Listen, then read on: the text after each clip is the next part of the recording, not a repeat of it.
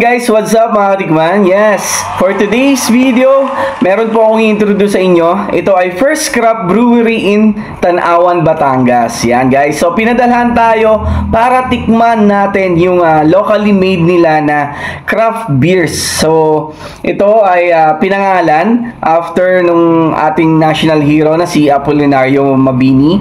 Ang craft beer ay alam natin ay matapang, pero since nasa Pilipinas tayo, so ginaya lang ng medyo sa mga panlasang Pinoy. So ito guys, introduce ko sa inyo ang Fuel Beers. Ayan. So meron siyang 4 na variant. Ayan. Fuel Beers. Yun.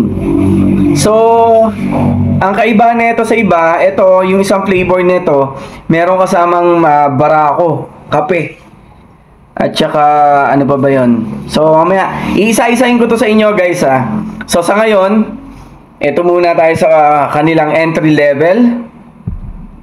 Yan, ang Alae Blonde Ale. Ayan. So, ang ganda ng kulay, color blue. 5% ABV.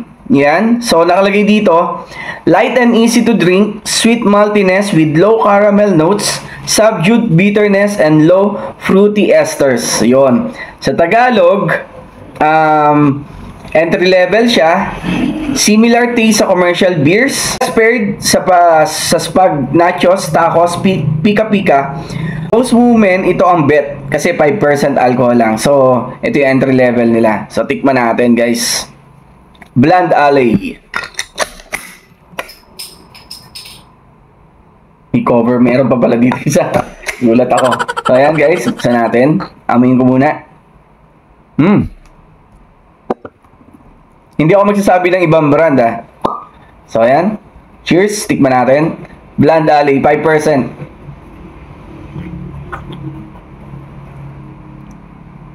Uy. Smooth. Light and easy to drink. Tama yon. Sarap. Yes. Nalasahan ko yung low caramel notes. Ay, masarap to, guys. Yon, SRP nito 150 per bottle. Yan. Sarap. Pa-entry level nila. Sunod naman itong wheat beer. Yan, nakalagay wheat beer. So, same as ano lang daw, Blonde Ale. Ang difference lang nito, ito lang may banana content naman. So, 5% din, guys, pero may banana content. So, tikman natin. Same din ang SRP, 150. Tikman natin, ha.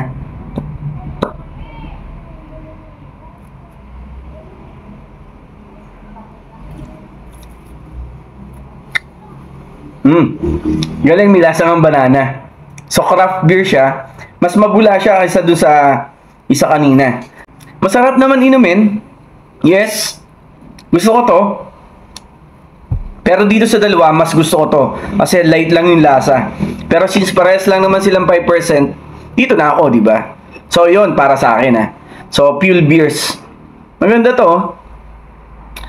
The next day. So, ayan guys, itry naman natin tong IPA. Ayan, ayan yung isang variant na ni Fuel Beers. Ayan. So, ito namang IPA, 6%. Unlike do sa naunang dalawa is 5% lang. So, ito, tikman natin ngayon yung IPA. Okay, Supremo IPA nakalagay.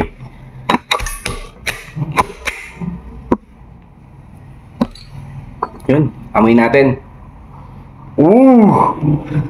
Mas matapang yung pagka-craft beer na ito, guys. You know.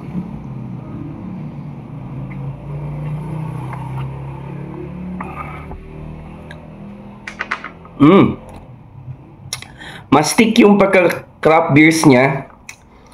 Pero may fruity aroma ako natitikman, parang ganun. So yun, mas matapang siya kaysa dun sa naunang dalawa. Tingin ko mas magugustuhan to ng mga craft beer lover. Alam mo yun, yung mga may hilig talagang uminom ng craft beer. Tingin ko ito yung para sa inyo. The next day. So ayan guys, ito na yung huli nating variant na titikman ng Fuel Beers. Ayan. So ito guys, may halong Barako at saka chocolate. Barako coffee. So ito daw ay kape, Barako stout. Okay? So ito naman, 7% ABV. So ito yung pinakamataas. So ito yung pinanghuli natin. Pinakamataas na ABV sa apat na yon. So tara, tikman natin. Alright. So, Fuel Beers na may Barako coffee.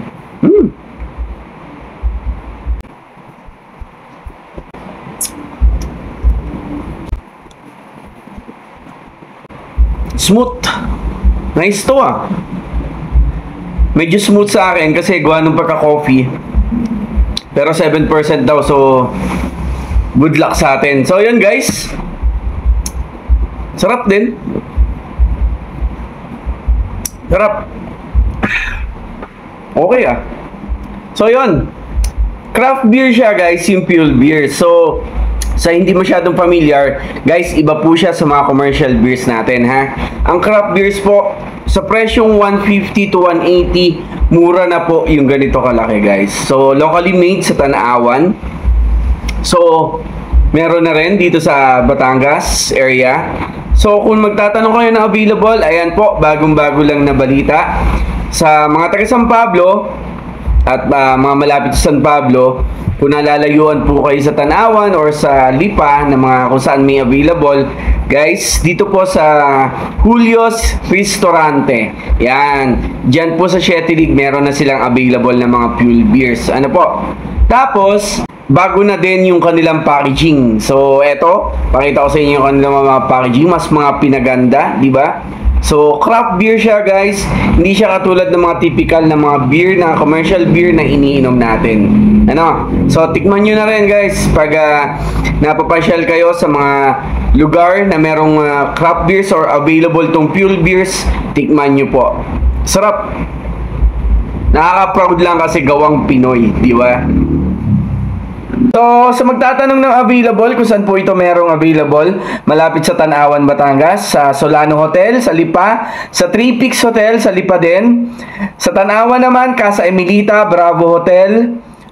Tapos sa Laurel, meron din Nuuko Hotel. Tapos sa Tagaytay, sa Siglo. Tapos sa Lipa, meron din sa Base Cafe. At sa Los Baños, sa Bonitos. Ayan. So, basta Batangas Beer, Fuel Beers. Okay? Tignan nyo na rin.